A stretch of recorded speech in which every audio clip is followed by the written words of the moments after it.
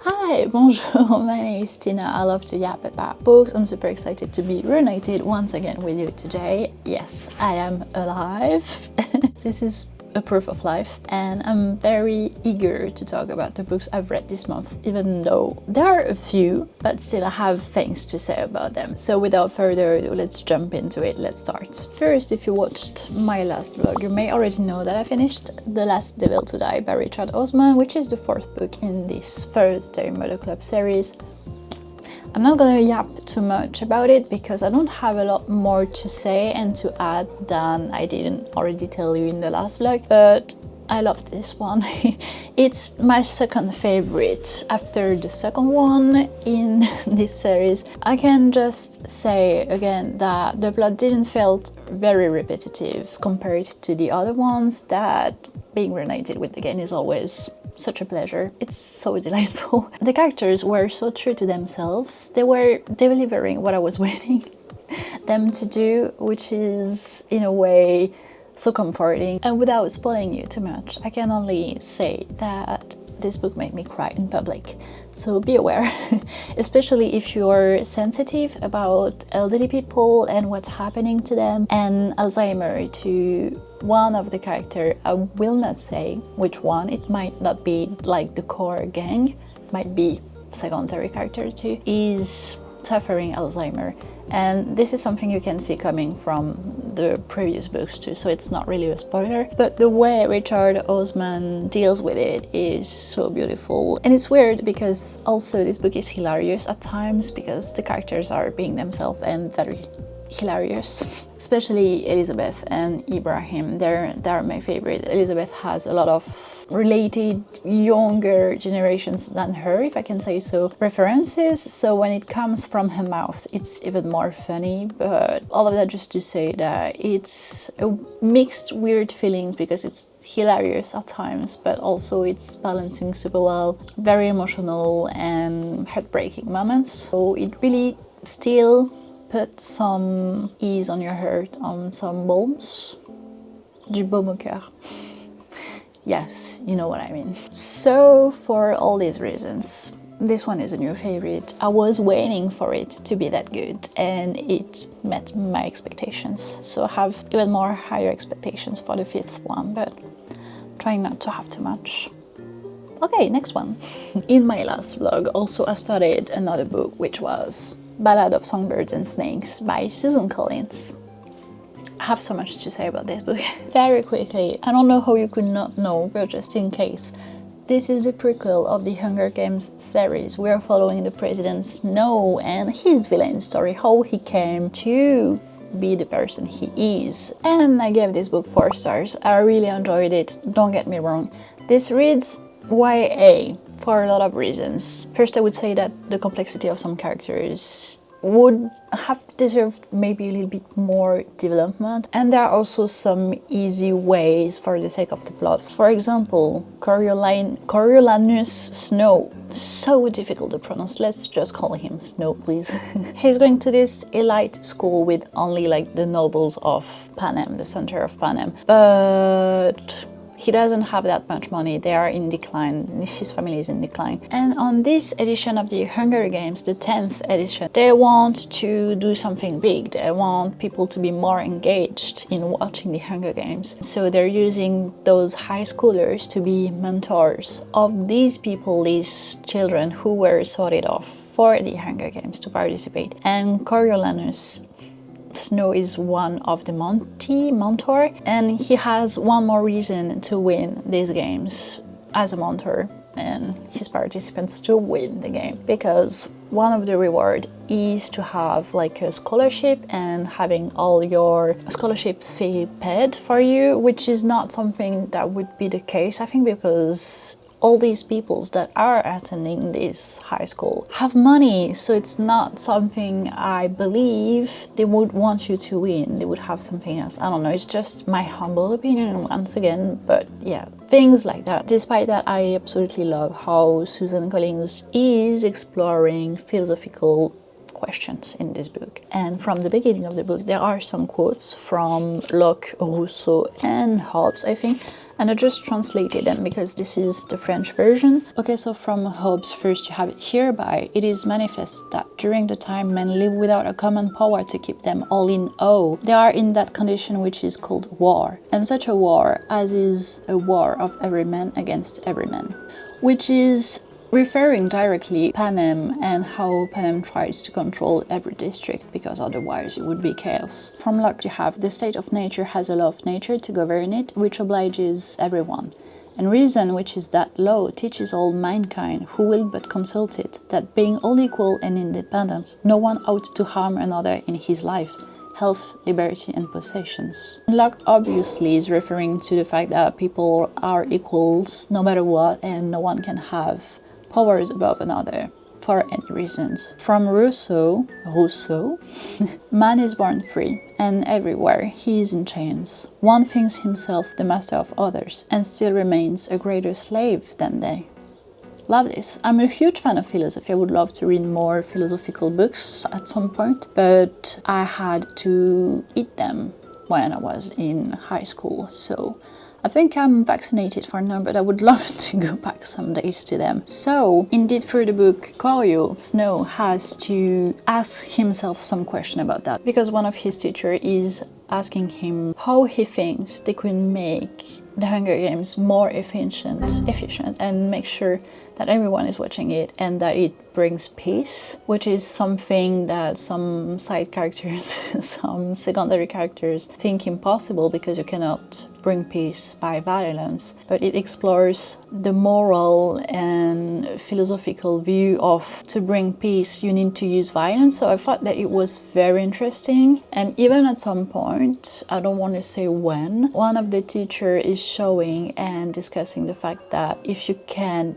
demonstrate that even children gets violent in those games, they are supposed to be the more innocent people, children, then it demonstrates the inherent violent nature of humans. And I thought that yes, even though this was kind of long-paced, that there were moments I was not as invested, and some characters lacked of stability, I would say, in their evolution or the way they were written. For example, Lucy, who is one of the participants, she comes from District 12 and she has Snow as a mentor. And at first she's a very tough woman. She doesn't let herself be seen as weak in any way, but yeah, she evolves in a very different path, I would say, which is not my favorite. So for that, it's not a favorite, but I really loved the philosophical discussions, which are another tone of this book. It's not the main subject, but still, it's kind of the main subject, but it's, you know what I mean. It's an undertone still, because we are rather mainly focused on the villain and how he's only focused on himself, which was still very interesting to see. And I loved at least how his character was from the beginning till the end, truthful to himself, I would say. Okay, not yapping too much about it. Next. Then I've started and finished The Beautiful Ones by Silvia Moreno Garcia. I had, I think, too much expectations for this one, so it's only a 4 stars, but it was still good. It's because I've heard a lot of YouTubers loved this, and this is about Nina. She's making her debut in this grand season in a fake, I would say, mix between France maybe and England, because there are a lot of like French-related names, I don't know. It's happening in Loisel, I don't know how to pronounce this, sorry, this is impossible. For this season, she's living at her cousin's house, Gaëtan, and his wife Valérie. She's part of the Beautiful Ones. She meets Hector, but she doesn't know that he has a very weird secret when she just might start to like him. And I have some issues with this book, because at first I really thought that it would have way a lot more witchy vibes, but it's just Nina having some telekinetics, yes, powers, and Hector having them too. So he helps her to learn to control them, but it's really just a teeny tiny thing in this book. I don't want to say too much. And The Beautiful Ones, it's just a mention here and there, but it's just a high circle of the nobility, nothing else. And the plot felt a bit repetitive too, and for a little bit of the spoiler part, skip this if you don't want to hear it. But I think she deserves way more than Hector. I would say that normally when you're older, you are more keen to assume your errors and just be more communicative about it. And he just, yeah, stopped talking to her for a month, which is not a way a gentleman should behave, to my opinion. But yes, overall, still a really enjoying read. I ate it up in 3 days. I had some time off, and because I'm not having my internship renewed because of the organization I was doing it with, that was like... Oh, there's a hornet. Oh, it might... Wait, let me just close the windows. I don't like them at all. Okay, Downdale, no hornet in this home. Hornet 3 home. We don't want them. And a neighbor had one in her apartment, and he was already making his nest in like the wood thingy. We had to kill it, unfortunately, and it was not fun at all. So I don't want this to happen here. No way. So I was saying, really enjoyable. I would still recommend it for some people, but overall was not in awe. Next. This is where it's getting harder because I started and I'm pushing through it, and I am so disappointed because I would not think that I would have to push through it. I would really think that that would be the grand revelation of me loving poems, but I studied Devotions by Mary Oliver and I'm not really liking it. There, I said it! Oh, I don't understand. I think that I just had too much high expectations for this one too, that I was really waiting for something super flowery when it is really not. And so I'm having a hard time connecting to her poems and her writing. I don't really like the most recent ones because it's a collection of poems and we start from 2015 and we end up in 1963. So I really hope it's just getting better and better. And I think that the choice of putting the newer one is significant in a way. I'm afraid. I don't want this to not be a new favorite. I hate this. I hate when I have a new book that I have so many high expectations for and that I want to be a new favorite and it's just not. This is so triggering. And she won a Pulitzer Prize. I'm gonna push through this. I'm gonna keep reading some poems here and there. I believe in it. I believe in me. I believe in us. This will happen. I'm gonna make it happen.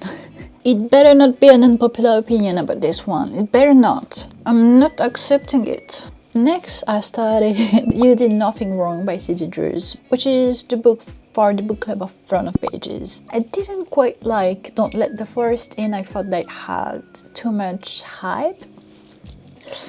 I said it again, and I'm really liking this one because it gives me the creeps, the actual real creeps. Every character is giving me the creeps. It's about Elodie, who already has a child. He's 6 years old and she had him when she was 16 years old and she's now 22. Yes, the math are mathing. And she just married with Bren and they moved out together in, I don't remember which states in the United States, Virginia, I don't remember. And he's renovating their house, a very old Victorian house. And the house has very creepy vibes. Bren also has some creepy vibes because he seems too perfect.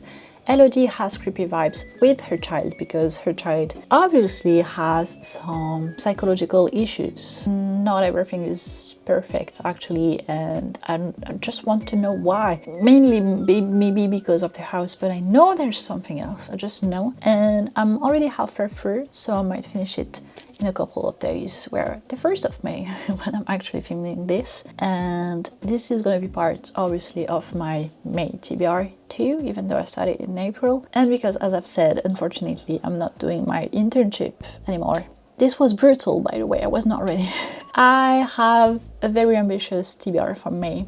Let's talk about it. So first, I would really love to finish Devotions by Mary Oliver and You Did Nothing Wrong by C.G. Drews, but also have, because the movie is coming out soon, very soon, Remarkably Bright Creatures by Shelby Van Pelt. This is about Tova Sullivan, whose husband died, and she's working at a big aquarium, if I got it right, and she makes friends with a giant octopus. I don't need to know more, I'm just, fascinated since the documentary, what was it named again?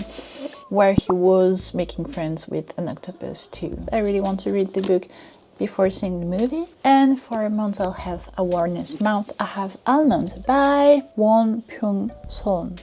I hope I'm not butchering the name, I'm so sorry in advance, but this is about Yoon-dae, who was born with a brain condition named alexithymia that makes it hard for him to feel emotions like fear or anger. I've heard about this book since such a long time that I just needed to make it my priority this year. I've not read yet too much Korean translated books. Then I have several choices. I don't know which mood I will be in for them to be read. I have first Boy Parts by Eliza Clark, a very weird story about a photographer who is taking photographs of people without them knowing, I guess. I don't want to know too much about it, but I know it's weird. We'll see if I'm in the mood for it to read it this month. Then I still have the Dalagert Dream Department Store, which I think is actually the first book I've bought translated from Korean, so I've not read any Korean books. I might be in the mood to read this one, especially because this is the one that I have for the longest. Or we have another possibility, which is We Could Be Rats by Emily Austin, a story about two sisters and their very lovely relationship, I guess. This one is super floppy, I just want to read this one so much, but we'll see. It's gonna be a pile of possibilities. I don't want to put too much pressure on myself this month. I'm very excited for this.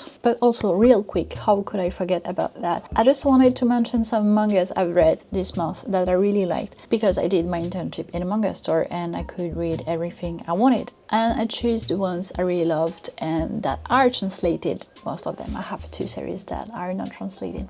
Oopsie. The first one is She Wasn't a Guy by Arai Sumiko, and I'm gonna talk about it real quick because I already mentioned it in another video, the last vlog. This is about Aya, who really loves rock music, and she loves to go to a record seller to talk about music and get her records there, and she has a major crush on the record seller. But what she doesn't know is that this seller is a girl and she's in her class, so this leads to a lot of miscommunication and a lot of confusing situations, which is really cool. But also what I loved about it is how kind it is and how being an emo girl is rather cool in this. So it healed my inner teenager self when she wanted to be so cool being emo, but it was really not the case 10 years, 15 years ago. So I would 100% recommend this. Then we have Perfect World by Arugari, and thanks again to Rochelle for recommending this from Good Morning Dreamer. Go check her channel if you don't know her already. This is about Tsugumi, who in high school fell in love with a boy named Hayukawa,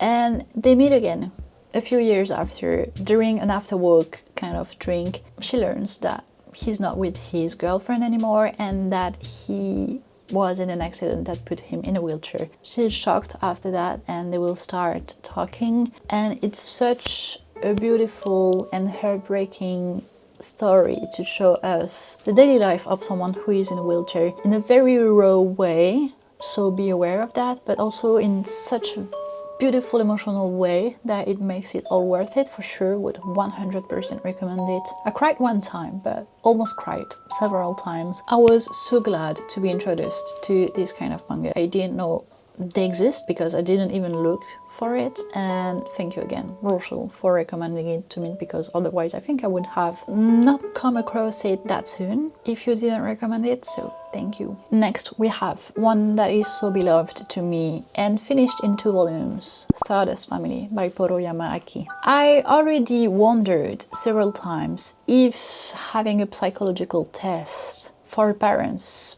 before they get children would be necessary. Yes, already asked myself that a lot of times. And in this story, Japan is having a recrudescence, is having way more violence towards children and abuse towards them, that they put in place this psychological test in order for couples to become parents. Therefore, you also have these children who, after a written psychological test, goes to the couple's home and tries to push them in their limits to see how they would react. And this asks such important, very necessary questions, and a lot of more questions too. Even the children that are going in these homes to test the couples, they have a background story too. And I thought it was so well crafted. Within only 2 volumes, it was enough, not less, not more. It was perfect that way. I loved it. It was very emotional, very poetic too. Such a gem, such a gem. And of course, I already asked myself those questions, because when you see some cases with very gruesome details about how children can be abused, sometimes you're like, they didn't even choose it. They didn't even choose to be there. And of course, I'm not saying that it is a fundamental right for parents to have children. This cannot be questioned.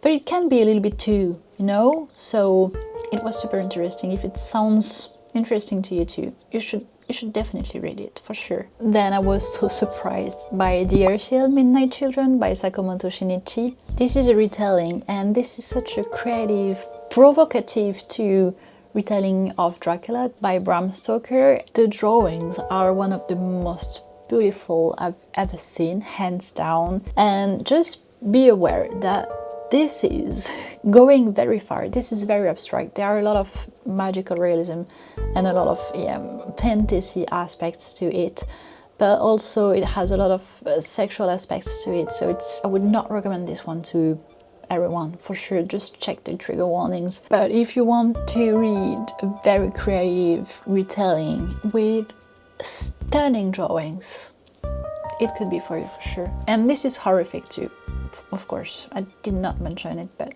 a lot of horror aspects to it too. Then I've read and I'm up to date with Beast King and Medicinal Herbs. I'm not going to yap too much about it because it's not translated in English yet. It's only in French and Japanese, of course. But if you love free reign, go for it. Because I can say surely that this is more interesting in a way, even though the main character is not as enduring as Frieren, of course. Let's not get ahead of ourselves. But Frieren is a very Manichaean vision of the world. The demons and monsters of the dungeons are bad and the humans are good.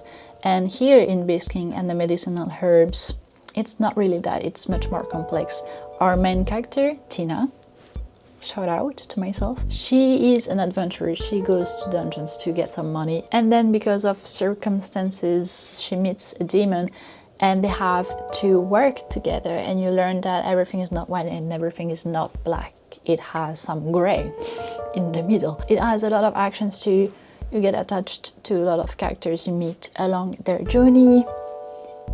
Love it so much. Then you have Planetarium Ghost Travel, which is such a cozy yet very intriguing story about a universe in which on planets you have a red berries that causes people to fall asleep because it's toxic.